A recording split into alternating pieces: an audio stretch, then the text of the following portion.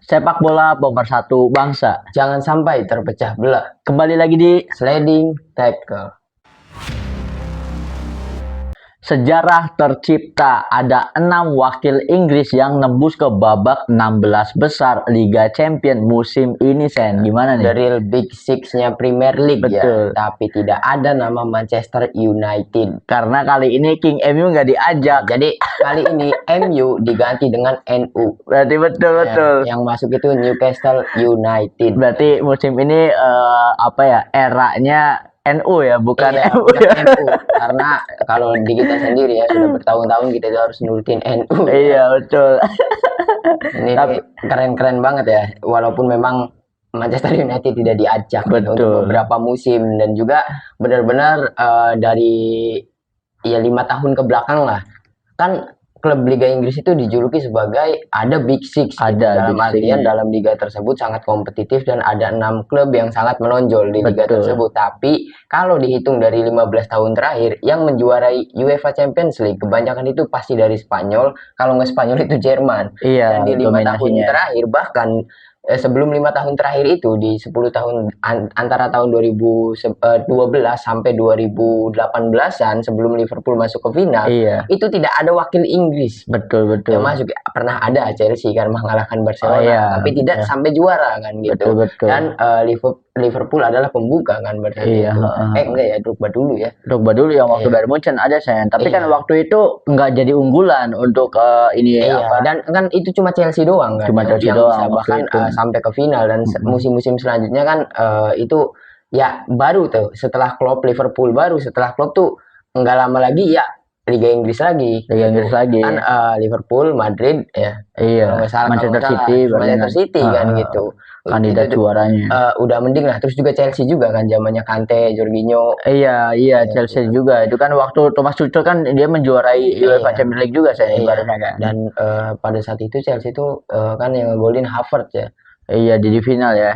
Di final. Dan kemudian sekarang Liga Inggris benar-benar semuanya 6 wakil yang mereka kirimkan ya benar-benar langsung ke 16 besar. Ini ibaratnya benar-benar bentuk dominasi aslinya. Dan ini juga menjawab kenapa MU itu gacor di Premier League, karena dia fokusnya cuma Premier League. Betul. Dan fokus Premier League cuma di posisi 4. Sedangkan yang lain ini kan the new Big Six ya, karena King MU nggak diajak ibaratnya kan. Mereka fokusnya ke Liga Champions, apalagi sekarang udah 16 besar. Malah kalah sama dengan tim yang terdegradasi. Tottenham Hotspur kemarin, hasil kekalahan dari Arsenal itu membuat mereka di posisi 18. Artinya kalau misalkan mereka kalah atau seri 1 kali lagi, mereka itu ada di posisi 19, dan kalau sampai akhir musim mereka terdegradasi. Waduh, doa gue sih semoga jangan terdegradasi ya, karena ya nggak ini banget kalau Big Six sampai ke degradasi itu agak gimana gitu, Sen. Ya nggak apa-apa lah, karena kan klub-klub besar yang terdegradasi juga banyak. Dan ya salah satu yang paling terkenalnya Juventus ya zaman betul. Kemudian itu bisa bantu ke Serie A lagi. Dan kalau untuk Tottenham Hotspur kan ya Big Six, tapi dia kan ayam sayurnya. Betul. Big Six-nya ke-6 ya. Tapi yang herannya ya harusnya Newcastle United masuk itu ya menggantikan Tottenham. Harusnya. Betul. Gitu, dalam sejarahnya. Trofi terbanyak di Liga Inggris itu pertama Liverpool, kedua Manchester United. Betul. Ini kok Manchester United-nya kemana ya? Ya telat ngegas ya. Mungkin kalau tetap konsisten di season depan baru mulai ngegas lagi nih. King MU diajak lah ke Big Six nanti di Liga Champions. Kalau dia nembus spot Liga Champions ya. Iya, dan juga mungkin jadi kan bisanya wakil Inggris 6 di musim ini gara-gara di musim kemarin Tottenham Hotspur mendapatkan Europa League. Jadi mereka mendapatkan tiket otomatis, walaupun di musim kemarin Tottenham itu berada di posisi 16 juga, betul. Itu kan hal yang aneh, menjuarai Europa League kok posisinya 16. Dan kenapa bisa 6 kalau misalkan klub liga lainnya kan harusnya 4. Ini jadi 4 plus 1 Europa League 5 plus 1 gara-gara gue lupa bahasanya, koefisiensi yang bisa 100 poin lebih gitu. Jadi liga dengan koefisiensi tertinggi makanya bisa mengajukan 5 klub. Oh iya 5 klub ya, dan ibaratnya ini juga kan bagian dari sejarah karena baru pertama terjadi nih Sen. Iya, dan regulasinya kan baru juga. Iya, 6 wakil ke 16 besar karena 16 besar ini kan persaingannya ketat banget ya. Sampai kita tahu kemarin Inter aja kan di Serie A-nya peringkat 1 tetapi harus dipulangin sama Bodo Glimt. Itu juga kan menjadi bukti bahwa untuk nembus ke 16 besar ini itu nggak mudah. Bahkan kan yang non playoff ini kan Big Six itu non playoff ada satu Newcastle ya yang Newcastle yang kemarin. Tapi di itu di 16 besar yang 8 yang itu otomatis sudah masuk gitu. Dan itu tidak ada Serie A kan. Oh iya betul. Kalau dari Jerman ada Bayern kan, kalau dari Spanyol ada Barcelona. Betul. Masih ada. Kalau untuk Serie A nggak ada sama sekali. Nah, ini kalau ngomongin Serie A, gue mau tanya Sen, menurut lu kenapa Serie A itu susah banget bounce back, susah banget memulai era kejayaan seperti yang kita tahu di era 90-an ya, sama era awal-awal pas 2000 gitu kan. Serie A itu kan merajai sepak bola dunia. Nah, kenapa kalau menurut lu sekarang Serie A itu agak susah bersaing di Eropa, Sen? Kalau misalkan susah bersaing sih tidak juga ya, mengingatkan finalis Champions League musim kemarin kan Inter Milan walaupun dibantai gitu kan. Ya menurut gue masih bisa inilah, sekarang udah mendingan gitu, tapi kan di musim-musim sebelumnya ketika era AC Milan dan juga Inter Milan itu hancur ya, itu Serie A itu cuma ngandelin Juventus yang tidak bisa diharapkan banyak lah di Liga Champions gitu. Sementara wakil-wakilnya sendiri. Nah, setelah transisi itu selesai, dominasi Juventus itu berakhir kan, banyak underdog lain ya dari Serie A seperti Atalanta yang tidak hanya mengejutkan di liganya saja, di Champions juga sampai nembus semifinal. Gitu. Kemudian ada Napoli ya, walaupun memang Napoli klub besar, tapi kan jarang mendengar Napoli itu main sampai knockout Champions League gitu. Di era sekarang kan sudah ada, dan mungkin karena sekarang di Serie A juga menurut gue itu fokusnya menurut Koci gara-gara memang sepak bolanya masih kurang modern lah gitu. Jadi tidak itu zaman, tapi kalau menurut pandangan gue sendiri dari pihak-pihak klubnya, mereka itu lebih ke bisnis ya. Jadi lebih mending juga mereka itu mengorbitkan pemain-pemain muda gitu. Sama seperti yang terjadi di Reiner ya. Reiner kan ibaratnya di AC Milan gacor banget, udah punya nama dijual ke City gitu. Cuma kadang jadi kan ada salah satu kelebihan yang dimiliki oleh Serie A. Jadi dari gaji para pemain Serie A dengan di Premier League itu jauh banget ya. Jauh banget. Kalau misalkan Vlahovic itu digaji oleh Juventus 60 juta dolar, dia pindah ke Premier League itu setara dengan 100 juta gitu. Oh, jomplang banget, hampir setengahnya. Nah, makanya mereka itu lebih baik mendidik pemain-pemain baru muda, udah mahal jual. Dan gitu. Ibaratnya scouting pemain muda yang belum punya nama dari akademi digembleng di klubnya, atau membeli pemain-pemain yang udah di masa hampir pensiun ya, kayak Luka Modric kan gayanya Serie A itu kayak gitu ya sebenarnya. Iya, dan memang Serie A sekarang menjadi transisi ya, itu pemain-pemain yang sudah di ujung karirnya. Iya, betul. Jadi destinasi seperti itu ya, seperti Lautaro yang besar di Inter Milan ketika dia mendapatkan prestasi yang lebih, menjuarai Copa America, menjuarai Finalissima, Piala Dunia. Ketika dia ada di masa itu, di usianya tidak bisa bersaing di Premier League. Oh iya, betul. Jadi telah diorbitin oleh Internya sendiri. Iya, betul.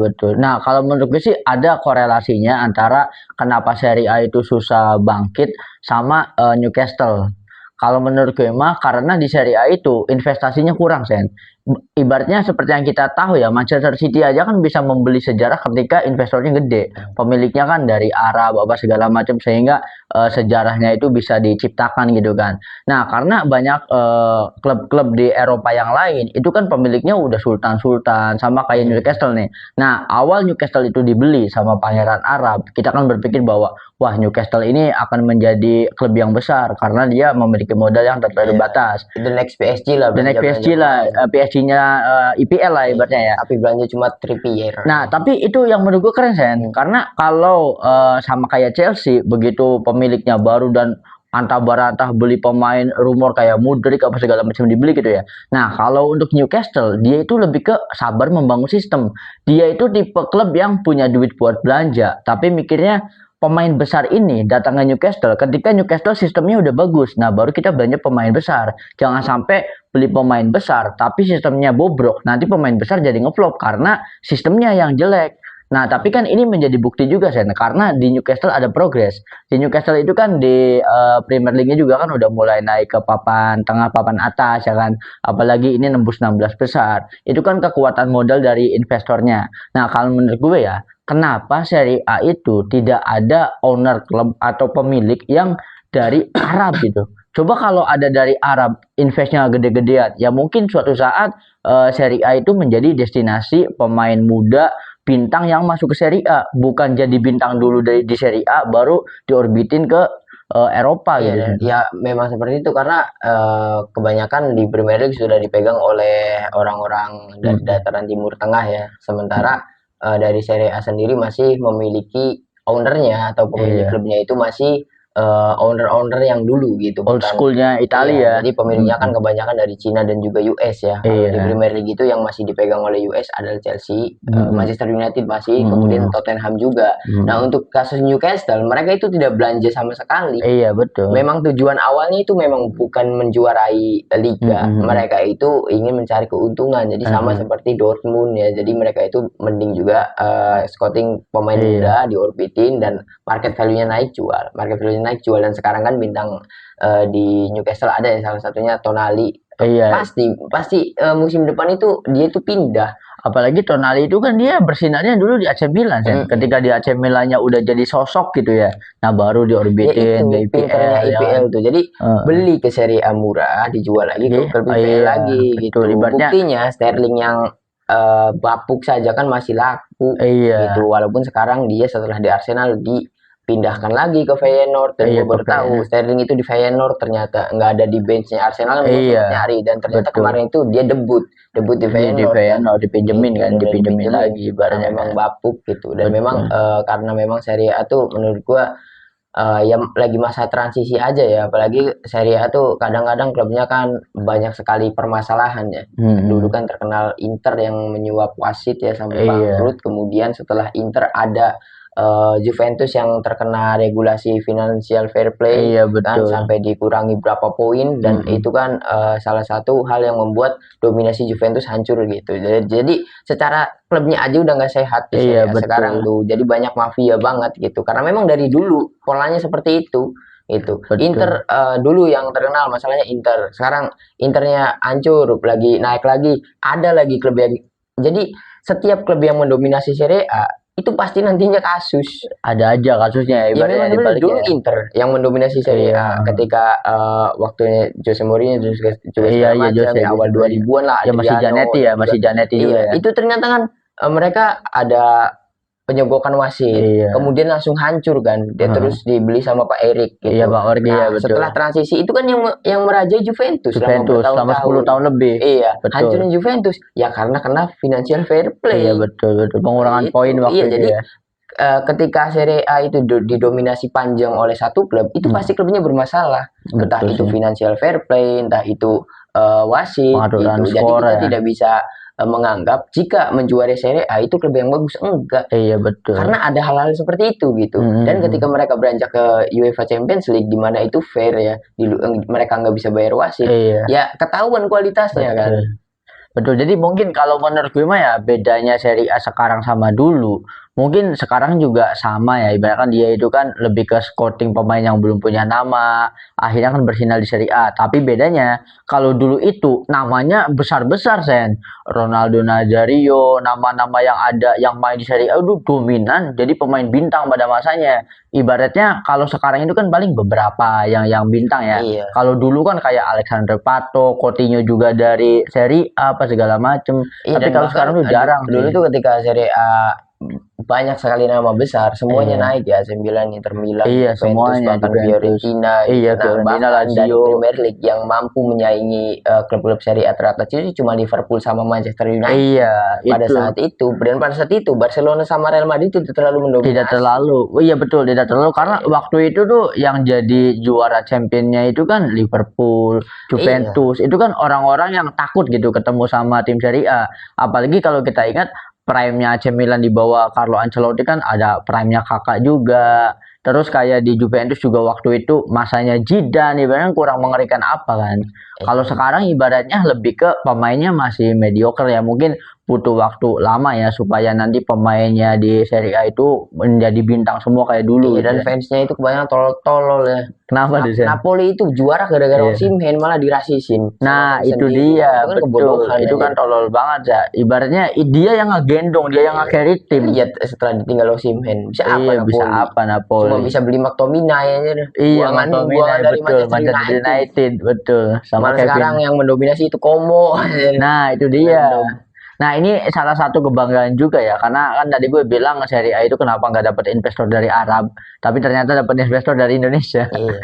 Itu kan Komo. Dan juga memang bisnisnya berjalan dengan baik ya. Dalam Iya. artian orang Indonesia yang memiliki karir dalam dunia sepak bola di manajemennya, di manajerialnya yang paling bagus ya Pak Erick Thohir gitu. Iya, betul. Karena memegang salah satu tim besar di Eropa, besar banget lah Inter gitu. Bahkan Iya. Inter itu bisa bounce back itu ya gara-gara Pak Iya, Erick gitu. transisinya Pak Erick. Kemudian ada Hartono Brothers yang membeli Como. Dan Como sekarang menjadi klub yang diperhitungkan, mereka naik ke posisi 4 ya. Posisi 6 apa? 6 apa 5. Nah, Como tuh di situ itu adalah tim yang baru promosi 2 tahun gitu Iya, kan. betul. Dalam artinya orang Indonesia tuh banyak sekali yang berbakat megang klub. Nah, betul. Karena Liga-nya bagus semua. Bagus semua. Apalagi kan ibaratnya dia ngebeli kayak Pak Erick ngebeli Inter yang waktu itu kan sejarahnya bagus ya. Bisa bounce back lagi. Nah, sedangkan Hartono Brothers dia ngebangun Como, tim dari divisi 2 ibaratnya kan bisa up ke Serie A dan juga bisa langsung kompe. Apalagi kemarin menang lawan Juventus, menang lawan AC Milan. Kurang apa lagi ibaratnya Iya, dan bahkan Como itu benar-benar membangun pemain muda ya. Ya salah satu bintangnya adalah Nico Paz yang sekarang lagi benar-benar diolah oleh Como sendiri. Nico Paz lagi ya bahkan kan seperti Sergio Roberto juga berkata kalau misalkan rela nggak digaji asalkan Nico Paz itu dipertahanin sama Como gitu. Ya nggak apa-apa nggak digaji sama Como, yang penting Nico Paz itu dipertahanin dulu sama Como. Sementara manajemen ya kayak kita juga udah ngelihat Nico Paz ketika musim depan itu market value-nya pasti naik ibaratnya kan. Dan itu pasti itu akan dijual sama Komonya sendiri. Iya, karena memang kalau klub-klub awal dari divisi 2 naik ke divisi 1 itu sustain 5 tahun aja dulu, jangan terdegradasi lagi. Iya, gitu. Betul, ibaratnya ya. Iya ya, kayak contohnya ya, kuda hitam yang paling menurut gue yang tidak seharusnya terdegradasi Leicester City. Itu baru promosi juara 2 tahun setelahnya terdegradasi. Ya karena waktu itu dia jor-joran ngejual skuad intinya semuanya, Sen. Cuma nyisa Vardy doang, yang lain kan udah dijual-jualin. Nah, itu salahnya. Nah, kalau misalkan Como ini ngejual Nico Paz dengan mereka mendapatkan pendapatan besar, ya beli pemain lagi. Harusnya gitu. Jadi kan dalam pikiran ngejual Nico Paz, kita tuh ngejual Nico harus dapat 2 pemain, jangan dapat 1 pemain gitu. Tapi 2 pemain ini jangan pemain yang biasa aja. Nah, pada saat itu Leicester City beli siapa? Ditinggal Kante, ditinggal Mahrez kan. Pada saat itu ditinggal apa yang membawa Leicester City juara. Iya, betul. Tinggal Maguire. Iya, Maguire waktu itu ya emang banyak banget, hampir dominan sih. Itu Vardy bahkan hampir ke City kan. Iya. Karena dia loyal aja. Karena dia loyal, dia nggak terikat ya, nggak tertarik ibaratnya kan. Duitnya udah cukup katanya. Ya biasa kerja serabutan, Vardy kan kerja serabutan sebelum jadi pemain bola, cuma kalau di itu kan ada Sunday League. Vardy kan diskotinya dari Sunday League kan. Gitu. Nah, tapi itu juga jadi alasan saya kenapa kamu loyal ke Leicester City, karena Leicester City ini percaya kepada saya ketika tiada klub yang percaya sama saya, adanya kan seperti itu. Iya, dan terus kan alasannya kan saya yang biasa mendapatkan penghasilan ketika dia masih serabutan gitu, dikasih duit sama Leicester City dalam hitungan dan gaya hidup saya ini bisa uang ini nggak akan habis katanya. Jadi saya itu tidak perlu pindah klub untuk mendapatkan uang, Vardy kan gitu. Karena Vardy itu pemain yang ketika mendapatkan duit tidak merubah gaya hidupnya. Tetap sama ya. Tidak seperti dominan pemain Brasil yang ibaratnya hancur. Tetap kayak mamang-mamang pabrik tapi duitnya triliunan gitu kan. Bahkan gue tuh kan ketika Leicester City dan juga Vardy top skor di Premier League, gue langsung follow Instagramnya. Ya nggak kayak pemain yang lain, nggak posting mobil, nggak posting pesta, posting itu cuma match, anjir. Cuma match doang. Ya bener-bener orang yang itu mah hobi bola gitu, dibayar gede ya udah syukur. Ya paling mentok minum-minum di bar lokal lah ya ibaratnya kan kalau untuk Kimi Vardy. Ya makanya ibaratnya semoga saja ya banyak-banyak klub yang ibaratnya memiliki pemain yang bagus dan akhirnya jangan dijual semua, bertahap aja, season ini berapa, season depan berapa, orbitin lagi supaya ditambal dulu gitu kan. Makanya kan kayak Leicester sampai dia nggak bisa menutup lubang yang telah dia jual, akhirnya kan terdegradasi. Dan sekarang seperti yang kita lihat, Ajax juga kan ada di posisi 4 gitu Sen. Nah gue berharap sih nanti Como nih kalau misalnya dia bisa, apalagi kalau sejarahnya bisa nembus Liga Champions ya. Jadi harusnya jangan jual pemain kuncinya, lebih baik ya invest lagi, datangin pemain yang lebih bagus. Mending pertahanin dulu pemain yang ada. Kalau perlu Nico Pas jual dengan alasan harus mendatangkan pemain yang bisa menggantikan posisi Nico Pas. 1-2 orang gitu loh. Iya, 2 orang. Menurut gue ya untuk Como ya 5 tahun ke depan mending juga pertahanin performa yang sekarang, fokus bangun akademi. Iya ya, akademinya ya, betul ya. Kan ada chance orang kita akademi di sana. Bisa jadi betul. Bahkan coach Justin kan coach itu setiap tahun dia itu memberangkatkan 6 sampai 7 anak yang menurut dia dia kan punya SSB. Menurut dia ini punya bakat nih, harus diasah. Dia akan berangkatin ke Portugal. Nah, iya, sama kayak waktu program dulu Sen yang usia muda tuh. Iya. Kan ibaratnya sampai final kan ibaratnya kan. Iya, maksudnya kan walaupun memang apa ya, itu tergantung dengan skillnya, dengan kemampuannya sendiri. Seenggaknya ada privilege lebih lah. Jadi Como tuh bisa jadi destinasi pilihan orang-orang kaya yang ingin menyekolahin anaknya ke sepak bola gitu. Kan banyak Vincent Rompis ke Ajax kan anaknya kan. Itu kan banyak gitu, dan banyak bahkan pandit-pandit juga seperti Muhammad Al-Khattiri katanya kalau anaknya gede, kalau cowok pengen sekolahin di luar negeri kalau uangnya mampu gitu. Dan karena sekarang setelah adanya diaspora, proses naturalisasi dan juga segala macam, orang-orang kaya itu ya berpikir wah harus keluar. Kalau misalkan anak-anak gue tuh ada potensi di sepak bola, ya udah sekolahnya keluar. Karena itu adalah nilai plus untuk dipanggil timnas. Betul. Itu kan kalau sisi orang tuanya orang mampu ya.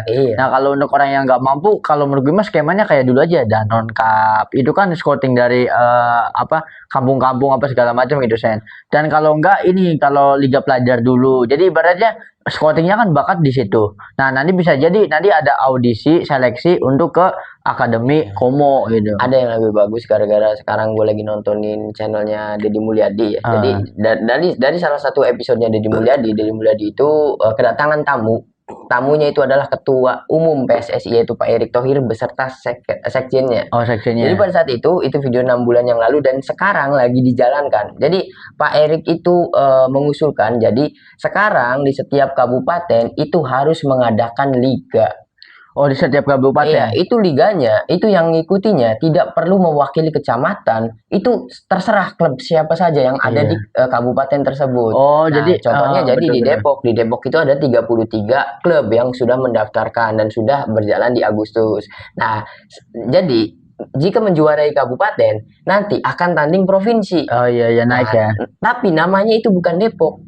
Apa itu namanya? Ini nama klub tersebut. Jadi nama klub dalam kurung Depok gitu. Betul. Jadi ibaratnya buka liga di Depoknya. Kayak yang ikutnya itu entah itu SSB, entah itu tongkrongan. Jadi setelah masuk ke provinsi, masuk ke provinsi itu langsung Depok lawan provinsi lain, kabupaten lain yang ada di Jawa Barat. Nah, ketika memenangkan provinsi, tetap nama klub tersebut, bukan nama Jawa Barat. Jadi nama klub tersebut dalam kurung Jawa Barat tandingan secara nasional, dan itu talent scouting untuk Garuda Selection. Berarti gue setuju konsepnya itu championship kabupaten.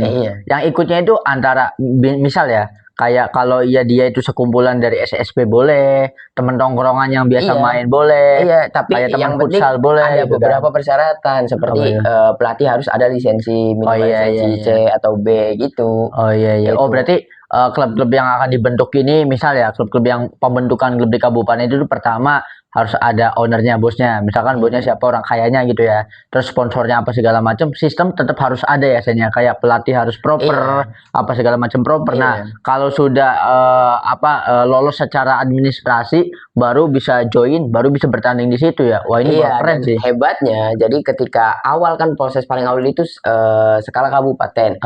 Nih si juara ini kan mewakili kabupaten klub ini nih. Dan setelah itu disponsorin oleh masing-masing kabupaten, dan itu adalah kebijakan dari Pak Deddy Mulyadi untuk Jawa Barat. Dan semoga saja kebijakan itu ditiru oleh provinsi-provinsi yang lain katanya. Nah, itu kan salah satu gebrakan yang bagus banget dari Pak Erick. Betul. Dari Pak Erick. Jadi kemungkinan pemain-pemain tersebut di talent scouting itu mempunyai karir masuk ke seenggaknya Liga 2. Iya, Liga 2. Ya, nanti kan Liga 2 dan juga Liga 3 yang isinya pemain-pemain itu nanti Iya, klub pemain tersebut dan itu lokal. kan klub dimasukin sama Erick itu kategori Liga 4 katanya. Oh betul betul. Nah ibaratnya lebih ke terorganisir ya. Ibaratnya kan kita kan ngumpulin pemain untuk main di Liga 3, Liga 4 kan jangan sampai terlalu random lah gitu ya. Ibarat ini dengan adanya skema seperti itu kan lebih terorganisir aja gitu kan. Iya, dan juga apa ya? Yang pertama jadi kan banyak yang mengatakan ketika program naturalisasi ini, waduh, bagaimana nasib pemain lokal ini? Iya, pemain lokal. Ini adalah solusi dari Solusi, PSSI gitu, betul. bahwa pemain lokal juga masih memiliki wadah dan juga karir sebagai atlet sepak bola itu ya bisa menjadi pekerjaan gitu. Nah, bisa jadi nanti kalau udah seperti itu nanti akan ada kisah Jamie Vardy versus versi Indonesia gitu kan. Ada. Apa tuh? Billy Kerap tuh nggak? Billy Kerap. Pemain Persib. Oh ada itu. Pernah gue tuh jadi Asian datang, Asian baru berapa pertandingan ada Billy Kerap. Jadi ceritanya Billy Kerap dari Sport 77 dia cerita sendiri, dia itu Sunday League Vicky Nitinegoro. Oh iya, Vicky kan artis, klub artis ya. Dia kalau misalkan artisnya main di Palembang atau mana, nelpon Billy Kerap. Oh iya. Dan pada saat itu regulasi U23 baru ada. Jadi regulasi U23 kan pemain U23 itu setiap klub harus ada dan harus main setidaknya 45 menit. Persib saat itu lagi talent scouting. Dan saat itu Nitinegoro Vicky itu langsung nyaranin Billy Kerap dan ditelepon langsung sama coach Janur, langsung datang ke Persib tanda tangan kontrak. Bahkan sebelum dia pulang ke rumahnya. Jadi pulang dari Palembang kalau nggak salah langsung ke Persib tanda kontrak, pulang ke rumahnya dulu.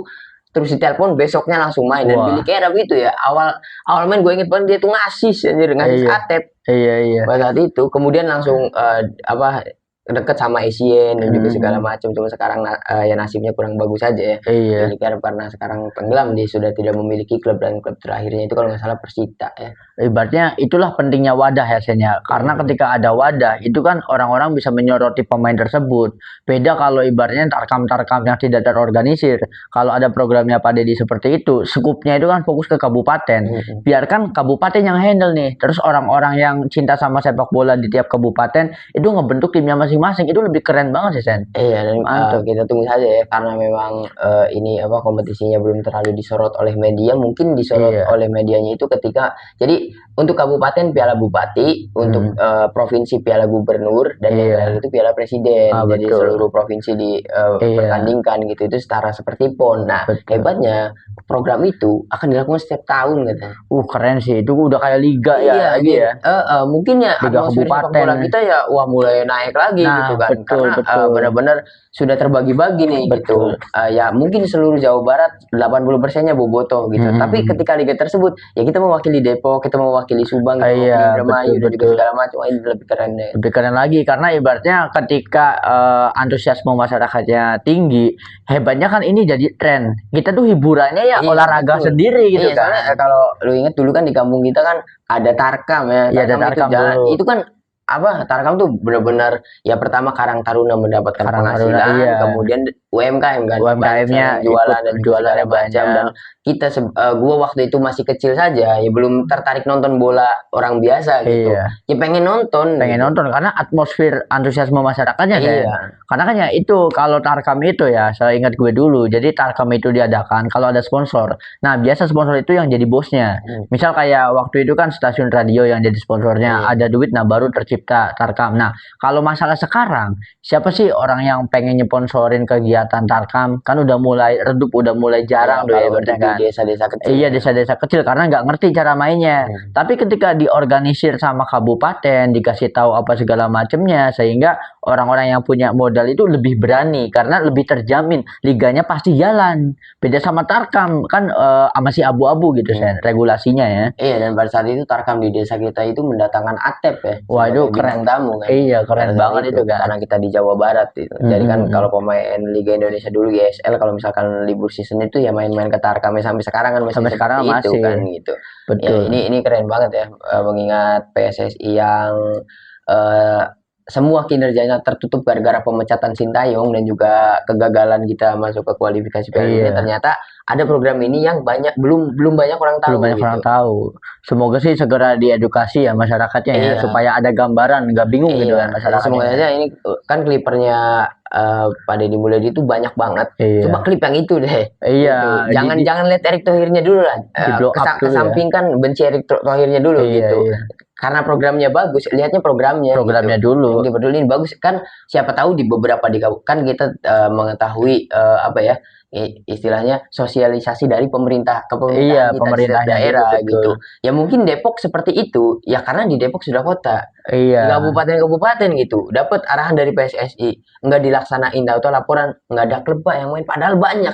Banyak aslinya. Iya, kalau di Gembleng gitu. ya, ibaratnya kan dari kabupaten turunnya kan ke tiap kecamatan dulu, minimal tiap kecamatan ada perwakilan dulu lah gitu kan. Iya, takutnya seperti itu. Jadi kan kalau misalkan kinerja pemerintah kita tidak seperti yang kita inginkan, apalagi di daerah-daerah terpencil gitu, dengan adanya clipper-clipper di media sosial, ya mungkin itu akan jadi, oh ternyata ada program ini, kok kenapa daerah kita nggak ngadain gitu, bisa protes kan, bisa diadain. Karena kalau misalkan itu tidak diadakan, duit dari PSSI kan tetap cair ke kabupaten. Iya. Tapi tidak terpantau ya. Iya, walaupun dibalikan lagi, itu kan biaya operasional sudah terpakai gitu kan. Betul. Ya, itu kan duit kita juga gitu. Mending kita kawal, dan karena ini programnya bagus banget. Wah, ini keren banget sih. Justru masa kejayaan liga kita dimulai dari ini. Ini akar rumputnya ya ibaratnya ya. Grassroots yang benar-benar. Iya, karena kan di Liga 1 sudah mendapatkan sponsor BRI, kemudian Liga 2 alhamdulillah sudah ada Pegadaian. Iya, Pegadaian. Juga Liga 4 nih yang semoga saja memiliki sponsor yang besar supaya ditayangkan di TV. Iya, dapat ditayangkan di TV ya. Siar gitu. Karena ibaratnya kita pasti bangga ya, ibaratnya ketika kabupaten kita main tayang di TV kan, bisa nobar juga nonton kabupaten kita sendiri. Iya. Kan pride-nya dari situ dulu Sen ibaratnya. Betul. Nah, berarti kita lanjut lagi ya. Sepertinya kita tutup video ini saja. Oh iya betul ya, karena emang kita nyambung banget ya antara perkembangan tim-tim yang ada di Eropa, yaitu kan yang kita soroti adalah IPL, karena IPL berhasil 6 perwakilannya masuk ke Liga Champions. Dan kita kan tadinya ingin masuk ke berita selanjutnya masih seputar sepak bola Eropa, kita belokin ke Indonesia. Iya, ke Komo, betul. Iya, jadi kan apa yang sudah kita jelaskan itu mungkin memiliki apa ya, ya kita bisa berharap pemain kita benar-benar banyak banget yang bermain di Eropa gitu dengan adanya Komo, walaupun memang ya seperti Pak Hartono juga ya tidak harus ada orang Indonesia gitu, karena mereka kan tidak mengurusi manajemennya, sistemnya dan juga segala macam gitu. Tapi patut kita banggakan jika Komo itu yang punya orang Indonesia. Orang Indonesia gitu. Itu keren banget, pride lah ibaratnya ya. Kapan lagi orang ya, siapa tahu nanti konglo-konglo yang lain ikut kepancing Sen. Waduh, kayaknya ngelihat Pak Hartono bersaudara nih punya klub enak ya. Apalagi kita tuh punya 9 naga ya. Nah betul. 9 naga itu punya masing-masing klub satu. Iya. Tapi di Eropa semua. Di Eropa semua, ada di Serie A, ada di IPL, apa segala macam. Dan juga nyambungnya itu ketika berita awal Pak Hartono Brothers itu membeli Komo. Wah, di X itu rame. Kenapa nggak ada pemain Indonesia? Kenapa? Nah iya, itu kan wajar lah. Ya, orang Indonesia yang FOMO sepak bola dan tidak mengerti. Iya. Gitu. Kan banyak sekali pandit, salah satunya Koci kan yang menjelaskan ngapain ngambil orang Indonesia, sedangkan VO2 Max orang Indonesia itu kalah, tidak cocok bermain di Eropa. Karena apa? Karena staminanya kurang dilatih dan fisik. Nah, untuk generasi yang muda sudah mulai mikir nih, oh gue tuh ternyata bisa bermain di Eropa asalkan stamina gue kuat, VO2 Max gue rendah gitu. Jadi dari sekarang tuh ya seperti yang sudah kita jelaskan, mimpinya tidak hanya bermain di Liga 1 gitu. Iya, betul. Iya, mimpinya bisa main di liga luar ya. Iya, selain itu kan ya seperti kita juga sudah jelaskan, Kevin Dix sudah menjadi agent. Wah, ini semakin luas banget gitu. Betul. Ibaratnya tinggal ini ya, ke para pemain mudanya, jangan ada di kampung-kampung apa segala macam. Ibaratnya gini Sen, kalau dulu itu kan kita pengen mimpi jadi pemain timnas saja kan nggak tahu jalannya ya. Gimana caranya bisa jadi pemain timnas, orang main di klub aja susah. Tapi ketika ada wadah seperti yang lu jelasin tadi, masalah programnya Pak Deddy, Liga 3, Liga 4, itu kan kayak kalau kita mau mimpi jadi pemain timnas tuh ada jalannya gitu ya. Tapi seenggaknya kalau misalkan tidak sampai pemain timnas juga, ya itu jadi sepak bola itu sudah termasuk pekerjaan. Nah gitu. betul. Salahnya gitu, tidak ada seorang Jamie Vardy yang dia main bola nyambi sambil kerja tapi masih hebat. Tapi tidak semua orang itu Jamie Vardy. Iya betul. Nah kebanyakan di kita karena pemain bola itu penghasilannya kita tidak tahu. Seperti cerita kiper futsal kemarin kan. Dia itu kan lulus SMK, nganggur dulu. Nganggur dulu soalnya dia harus bertanding futsal, ikut tarkam segala macam Iya. buat nasab itu ya kan, dan dia beruntung masuk ke timnas futsal gitu. Ya kan banyak orang-orang yang tidak bisa mengorbankan nganggur setelah lulus SMK kan, kalau keluarganya nggak kaya. Kalau keluarganya gitu kan. betul-betul. Nah masalah di kita kan mungkin banyak talenta-talenta yang terbuang karena mereka berpikir, tuh kalau gue main bola penghasilan gue dari mana, sedangkan pasti kan madun. Betul. Apa tuh? Madun kan bapaknya apa bapak bilang jangan main bola. Itu kan cerminan orang Indonesia ya cerminan orang tua di kita kan gitu. Karena realistis aja. Kita nggak bisa makan dari sepak bola gitu kan. Dan juga kan kebanyakan di kita itu ya kebanyakan masih miskin itu, masih belum makan, apalagi ekspektasi orang tua. Kalau cewek lulus SMP aja udah ke luar negeri. Kalau cowok kan yang penting dapat kerja. SMK minimal gak nyusahin orang tua, jadi kan kerja gitu kan ibaratnya kan. Nggak ada waktu buat ngejar passion ya. Iya, sekalinya dia ini ngejar passion main bola, tapi punya kakak atau adik yang sudah kerja, main bola terus, lihat tuh adikmu. Iya betul, dibanding main bola terus, lihat tuh tetanggamu. Iya gitu betul, kan. Bedanya karena memang orang tua kita sudah, ya mungkin itu kan orang tua boomer ya. Iya gitu. Boomer. Di 5 tahun 10 tahun ke depan kan orang tua itu sudah digantikan oleh milenial. Milenial yang sudah melek teknologi digital, berita, media dan juga segala macam. Mungkin itu akan terjadi. Betul. Ya, kayaknya Indonesia 2045 emas itu kayaknya makna dari Indonesia emas 2045 itu kita timnas Indonesia juara dunia. Iya, bisa jadi. Emasnya itu trofi juara dunia. Iya, itu tuh yang membuat nanti kita gagal karena ekspektasi masuk aja belum. Iya, udah langsung juara Pildun. Kalau kata coach, juara Pildun Belanda 4 kali ya nih. 4 kali jadi finalis gagal. Lu belum masuk, betul. Juara. Itu timnas pusatnya ya, timnas cabang mau sok-sokan. Ya kan kayak sekarang nggak apa-apa lah masuk dulu di grup di pantai juga nggak apa-apa gitu kan. Ketika banyak, ternyata pemain kita main di Liga 2 Belanda, Liga 2 Serie A, Liga 2 Inggris langsung. Wah, kayaknya kita bisa memenangkan Pildun. Emang gak pernah cukup ya, gak pernah ngerasa cukup ya. Kalau ngomong kayak gitu coba tanyain Ronaldo. Iya, Ronaldo. Dia mampu? Kan tidak. Iya, sekelas Ronaldo loh ya, ibaratnya dia udah main di klub besar, skuadnya mewah, masih belum. Kalau Ronaldo baca berita apa yang kita ngomongin sekarang, nih bocah ngomong sembarangan. Iya, Ronaldo bakal bilang kalau gue jadi Tuhan udah gue kepret. Tapi ya itu kan karena para orang tua ini kan kalau zaman dulu emang bener kan stigmanya tuh main bola buat apa sih, dapat apa sih. Tapi ketika programnya dari gubernur itu dijalankan, terus sosialisasinya itu kenceng, apalagi sekarang era media sosial ya. Kan ibaratnya Pak Deddy Mulyadi nggak harus di acara TV jelasin, bisa lewat kontennya sendiri apa segala macam. Nah lama-lama mungkin FYP dan anak yang punya keinginan main di klub itu nunjukin video ke orang tuanya, nih mak kalau saya misal jadi pemain kabupaten, saya tuh nanti bisa digaji loh sebulannya setara UMR apa segala macam. Terus orang tuanya mikir, oh iya ya anakku ini ibaratnya mau kerja apa, tapi dia jago main bola. Siapa tahu kan itu bisa jadi ngeboost motivasi orang tuanya. Nah itulah ya ibaratnya kita memiliki gubernur konten. Nah itu dia. Salah satunya selain itu ada karir sepak bola di luar itu. Karena setiap siswa ataupun siswi yang masuk ke barak militer dan dia itu menyatakan dia ingin fokus ke menjadi sepak bola, itu akan benar-benar difasilitasi oleh pemerintah Jawa Barat. Betul. Itulah kenapa Kang Deddy itu jangan jadi presiden dulu lah. Jangan. 2 periode Jawa Barat tuh. Jawa Barat, habis Jawa Barat ke Jawa Timur, Jawa Tengah. Jadi bedahinya per kabupaten besar gitu kan. Nanti Jawa udah selesai nih, udah fix nih. Mana nih info-info? Nanti kan Kalimantan, udah ke Sumatera, pengabdian masa hidupnya Kang Deddy. Pengabdian mending juga gitu, tapi ya harapannya sih jadi presiden ya. Iya, supaya lebih ini lagi ya. Ibaratnya apa ya, ini kabar yang gembira banget ya buat anak-anak Indonesia, karena kalau ngomongin stigma ya mungkin stigmanya kayak dulu orang jadi gamer ya. Iya. Ketika jadi gamer dapat apa sih? Warnet mulu. Iya, warnet mulu. Jadi apa lu ngembangin skill buat apa gitu kan. Tapi ketika gamer ini sukses, ya jangankan gamer yang main di liga ya. Gamer-gamer yang streaming dapat duit apa segala macam kan, ketika dia udah provide gitu bahwa nih mah dari streaming saya udah punya segini nih.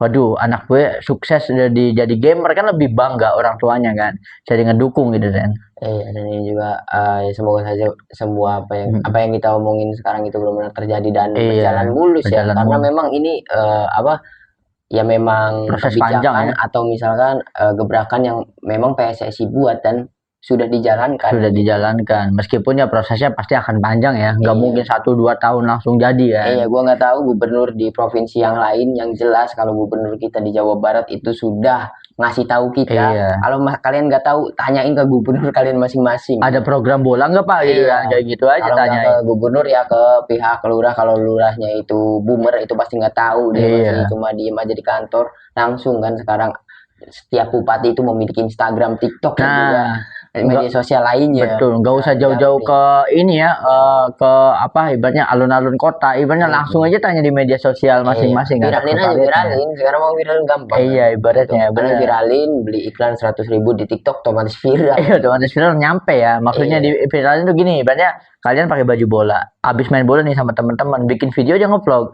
Pak, kita ada di kabupaten ini, katanya di kabupaten lain ada program ini. Apakah program bola ini ada di kabupaten kita? Ya siapa tahu nanti nembus ke ininya, kepala daerahnya, Sen. Iya, ya sebenarnya kepala daerahnya itu ngerti bermain HP. Oh, bermain aja.